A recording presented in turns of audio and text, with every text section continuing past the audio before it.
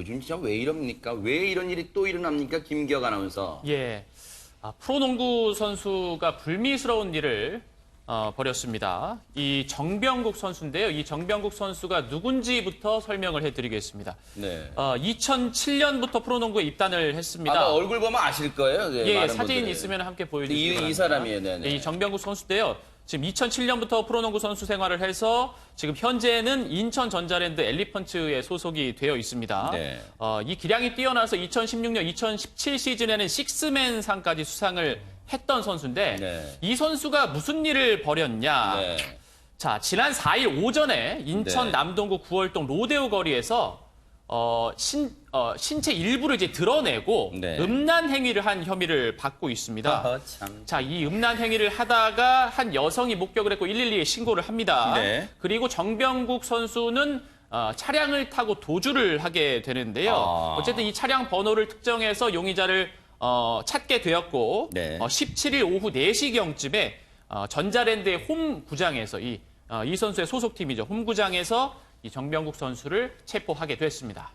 홈구장 저기 인천 삼산 월드체육관일 거예요. 거기 주차장에서 이제 차량이 타고 있던 정병국이라는 사람을 주차장에 체포했는데 참 이게 보세요. 4일날 오전 6시 그러니까 새벽이란 말이에요. 이제 동터 왔을 그 무렵이에요. 그런데 검거는 17일 날 했어요. 그러니까 열흘 넘게 경찰이 끈질기게 그 차량 번호를 토대로 끈질기게 추적을 해서 잡아놨는데 잡아놓고 보니까 유명 구단의 농구 선수예요. 김유희 프로파일러님. 네, 바로 정병국 선수인데요. 사실 사람들이 의문을 가질 거예요. 과연 이 사람이 진짜 이렇게 했을까? 유명인인데. 네. 근데 실제로 체포 당시 정병국 선수는 인정을 했습니다. 범행 일부에 다 대해서 인정했어요? 인정을 했습니다.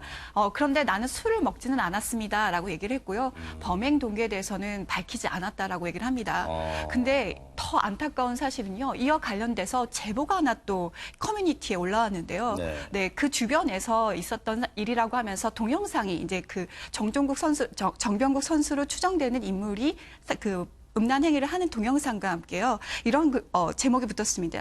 인천 구월동 로데오에서 친동생이 겪은 일이에요. 땡땡땡매 상습범이라고 하네요. 라고 하고 덧붙였기 때문에 이것이 첫 번이 아니라 혹시라도 여러 번의 행위가 있었을지 않을까라는 지금 경찰도 수사를 하고 있습니다. 아니 그러면 임방글 변호사님. 네.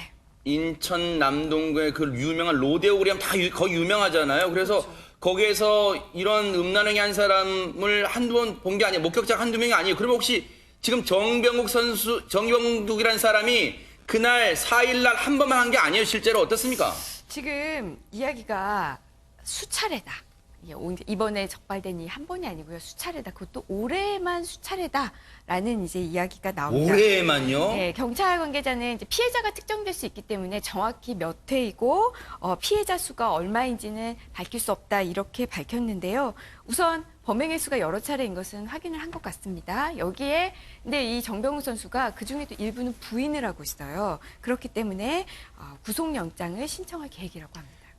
그래서 어제 저희가 알아봤더니 어제 이제 경찰이 인천 남동경찰서가 정병국에 대해서 구속영장을 신청했습니다, 지금. 그런데 김동철 원장님, 유명 농구 선수예요. 그리고 앞서도 말씀드렸지만 이 한 구단에서만 11시즌, 즉 원클럽맨이라 불러가지고 한 구단에서 다른 구단 뛰지도 않고 한 구단에서만 뛰어온 이 사람이 술도 안 마시고 대체 멀쩡한 정신 이거 왜 이런답니까 이거 진짜?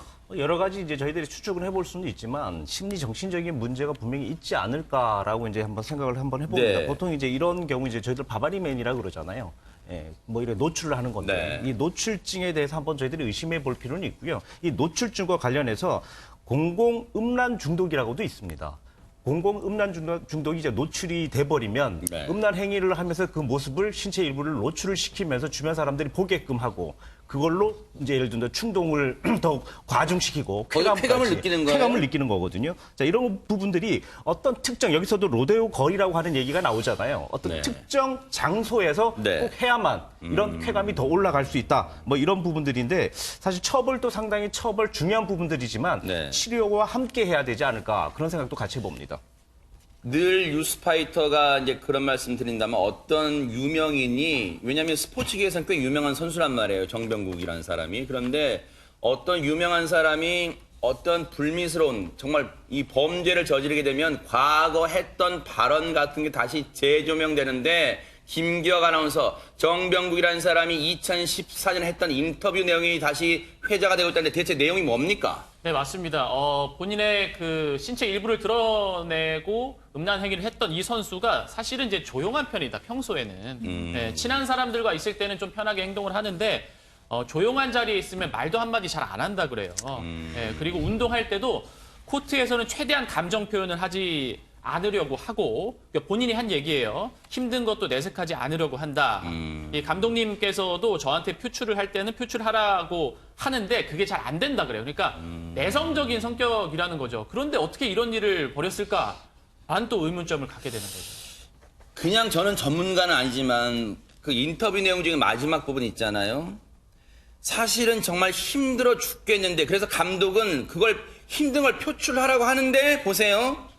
그게 잘 안 된다는 거 아니에요. 그러면 뭔가 자신의 감정을 겉으로는 드러내지 않고 안에 내재되게 뭔가 좀 쌓아놓던 거 아니에요. 김용희 프로파일러님. 뭔가 좀 그렇게 추정할 수 있는 거 아니에요? 어떻습니까? 이런 사람들의 특징이 굉장히 소심하고요. 자기 표현을 잘 못합니다. 그래서 자존감이 굉장히 낮기 때문에 자기 감정을 표현한 것에 대해서 익숙하지가 않은 거예요. 그러니까 부정적인 방법으로 표출을 하게 되는데 이 사람 같은 경우는 자기의 자존감을 높이는 방법으로 사람들을 놀라게 하거나 그 사람들이 나를 보고 반응할 때 자기는 공격이거든요. 수동적 공격입니다. 그렇기 때문에 거기서 쾌감을 느끼고 내가 좀 존재감이 있구나라는 걸 느끼게 되는 거죠.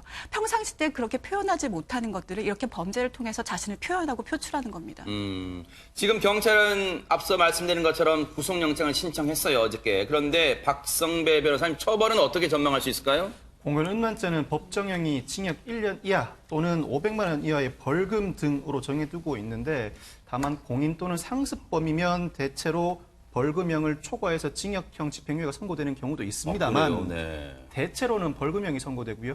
전형적인 선고 내용은 벌금형에다 성폭력 치료 프로그램 이수를 명하는 형태가 가장 일반적입니다.